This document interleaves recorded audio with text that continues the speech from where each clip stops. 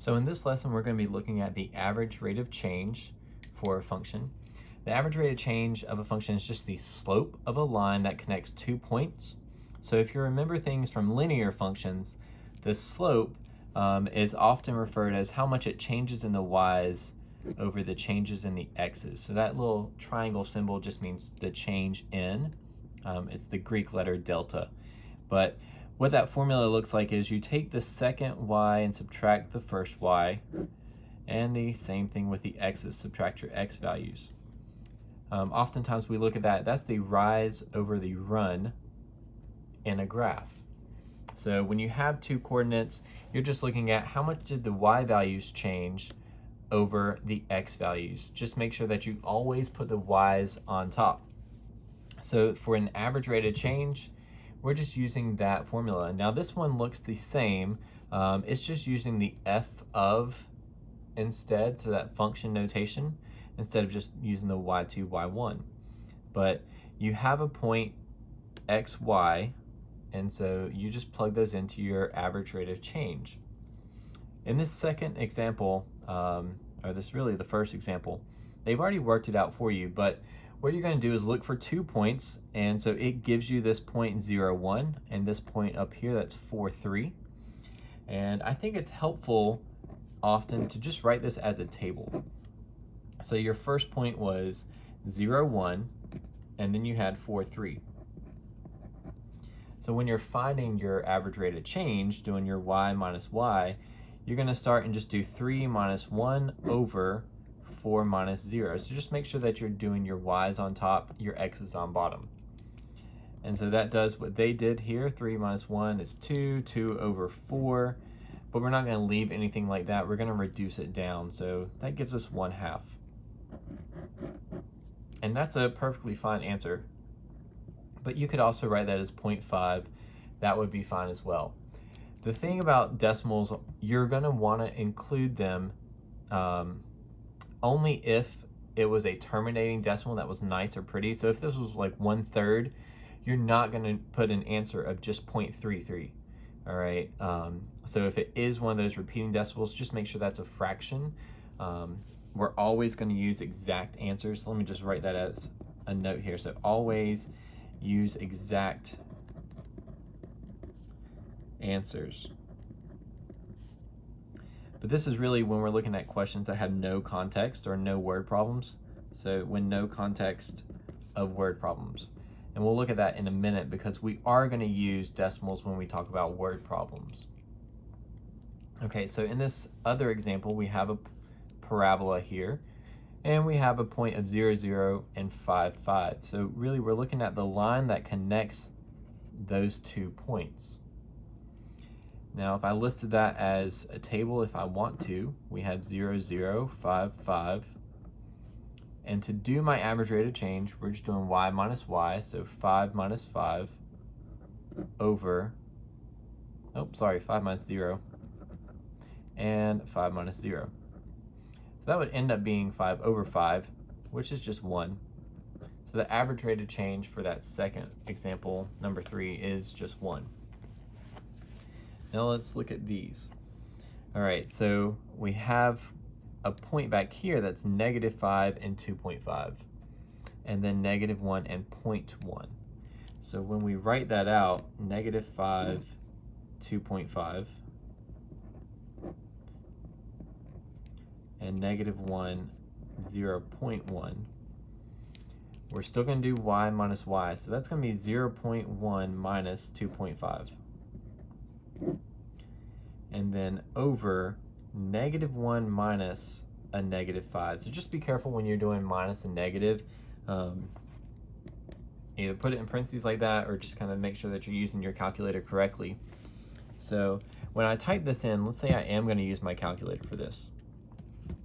If I do 0.1 minus 2.5 divided by -1 minus -5, if I type it in like this, I will get the wrong answer. This does not work because really the only thing that's being divided is this part right here. And that's not what our fraction says. So either you put this in parentheses and do 0.1 minus 2.5 in parentheses divided by, and then open another set of parentheses. Do -1 minus -5. Close your parentheses. So that just puts parentheses on the top, parentheses on the bottom. You get an answer that works out perfect. All right, so I'm gonna get -0.6. I could have also used the fraction button. So if you see that little fraction button on your calculator, you could type it in like this and not have to put your parentheses. So -1 minus -5, and it still gives you your -0.6. Now if I want to turn that into a fraction, I can hit that little fraction symbol that turns little squiggles there into a fraction, which is -3/5. So I could have also done that, because it is a nice fraction and it's one that comes out exactly with this decimal. So either one of those answers are acceptable. Now remember, if that was like 0.6666 repeating, which is 2/3, you want to put it as a fraction instead. Okay, so this one here, we've got a 0.1296. Let's just write that as a table maybe. So 1296. And then again, we're doing y minus y, so 6 minus 2 over, and then 9 minus 1. And then we subtract them. You can do this in your head if you want, so just 4/8, but that's not something we're gonna leave as our answer. If it can reduce, we reduce it all the way, so that's 1/2, and we leave it like that. So now we talked about leaving this as a fraction. The thing about this is we're not gonna actually do a fraction when it comes to a word problem, so we'll see word problems in just a second. Right now, what I'd do is pause the video and try out number 3 and 4 on your own, and then come back to check it when you're ready. So if you've already done 3 and 4, this is what we have. -4, -12, and 0, -38.4. So if we write that out, that's 38.4 minus a -12 over 0 minus -4. And I can use my calculator again. I'm going to use the fraction button this time. So -38.4 minus -12, and 0 minus -4 gives us -6.6.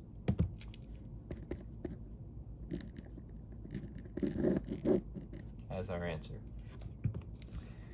All right, number 4 here, we're looking at 1, 0, and 4, 3.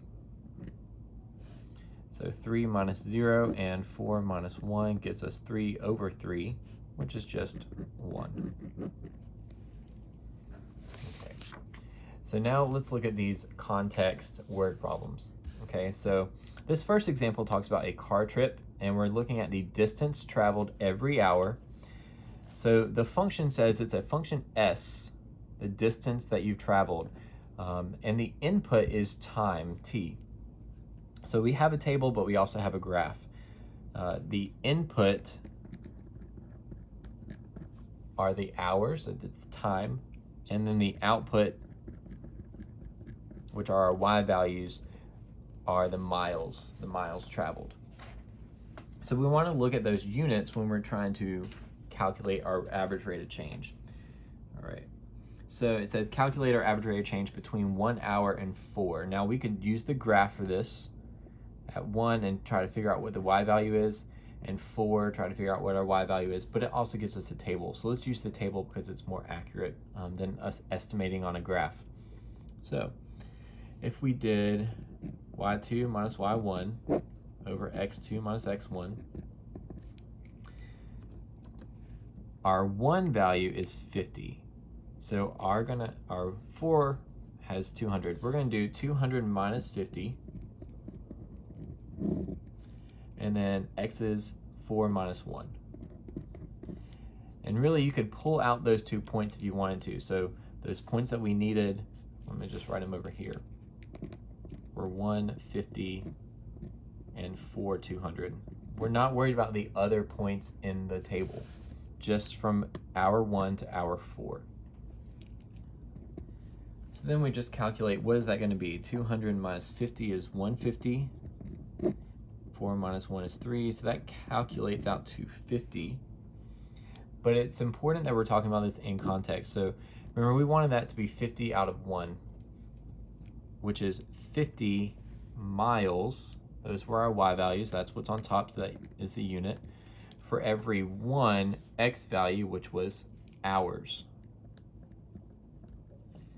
So we could read that as 50 miles per hour.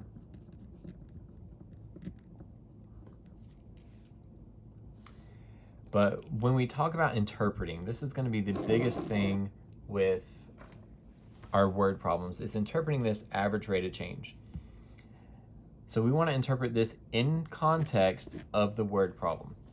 So what we're going to do is start out saying that we're looking at a specific interval. That interval is from hour 1 to hour 4. So between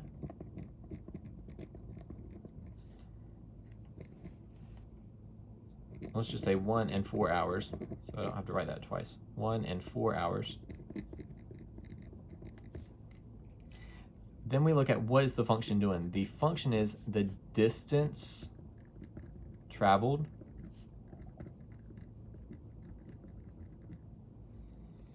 and our rate of change is 50. So what this is doing is basically saying from here to here, what's our function doing? It's going up, and on average it's increasing about 50 miles per hour. Now it doesn't say it's exactly 50 miles for every hour, because it's not a constant rate of change. It changes a little bit here, and more in that third hour there. So the distance traveled increases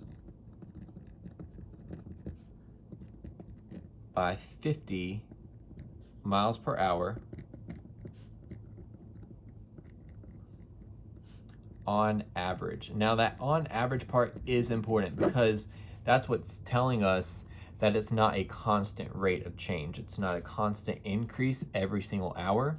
It does not increase 50 every single hour. It just increases on average of 50 miles per hour when we look at that time interval.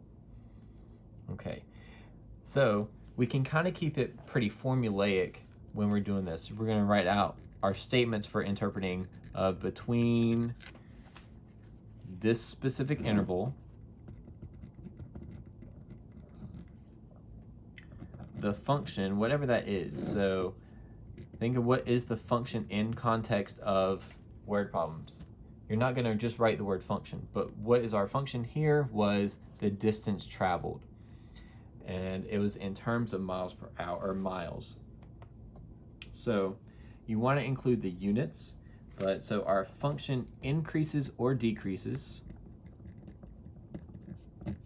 You have to determine, is it an increase or is it a decrease? Now we had a positive rate of change, which means it's increasing, but if we had a negative, then it would be a decrease. So it increases or decreases by a certain amount, and that's your average rate of change.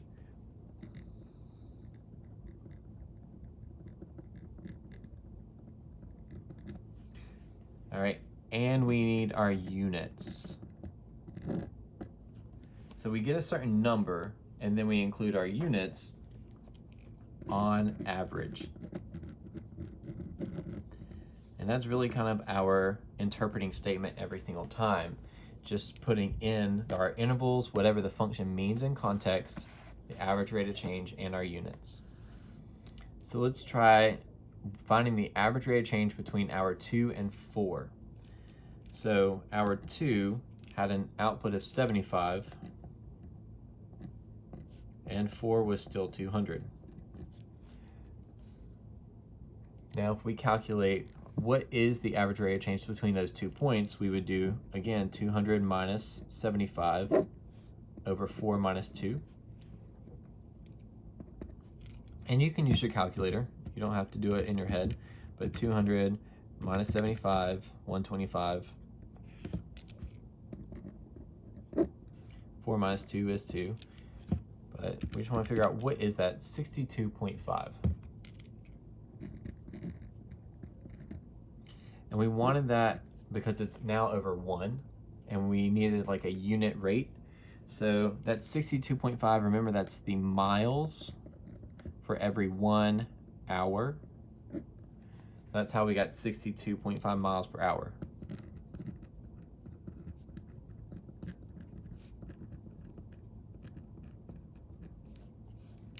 Now we're going to interpret again. So interpret, let's use our statement. So between the interval 2 and 4 hours, the function is the distance traveled, and we had a positive rate of change, which means we're increasing, so increases by 62.5 miles per hour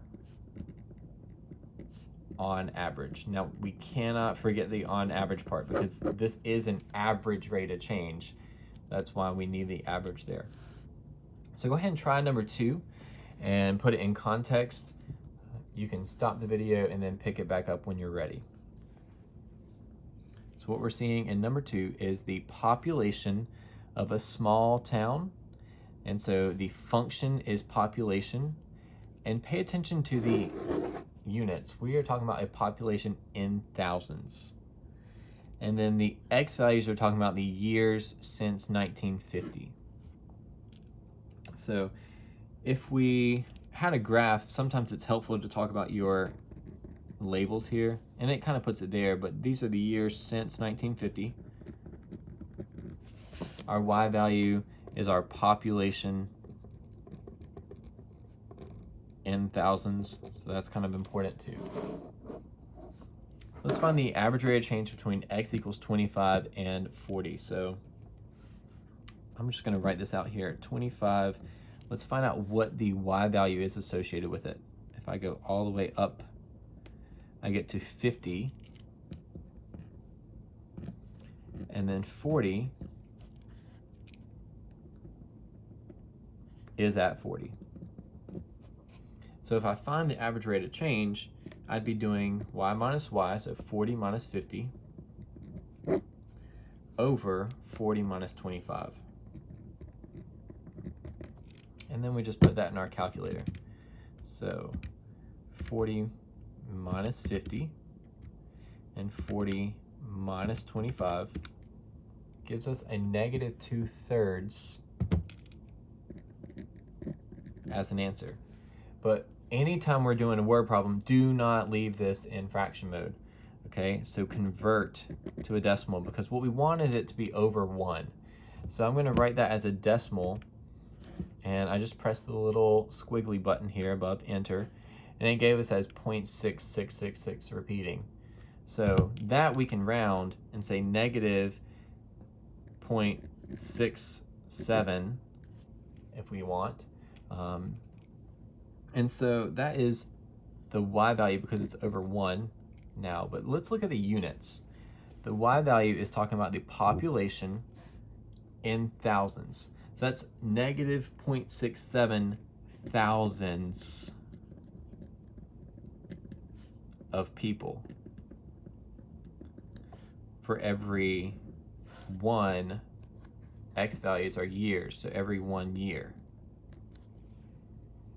So you do have to include those units, so just make sure you're paying attention to that part. Now with this, you could have also changed that and multiplied by 1,000. And so we'll look at that as our interpretation, but you know, this is a perfect answer, negative 0.67. So let me just write it this way, negative 0.67 thousands of people per year. If we had multiplied by that by 1,000, take answer, multiply by 1,000, we get negative 666.66666 repeating. Okay, so we're still going to need to round a little bit, but we could change that to, let me put my box here, negative 666.67 people, because we've taken away the thousands part. We've multiplied by 1,000. Now we're just looking at this many people per year. All right, and that sometimes helps with our interpretation. So again, we're going to interpret using our statement. So between our interval, which was x equals 25 and x equals 40. Now let's put that in context. 25 years since 1950 would be 1975. 40 years since 1950 would be 1990. So between those 2 years, between 1975 and 1990, the population, and then we're looking at what did the population do? The population is decreasing because it's negative. So the population decreases by negative, sorry, not negative, we've already included that because we have the decrease by 0.67 thousandths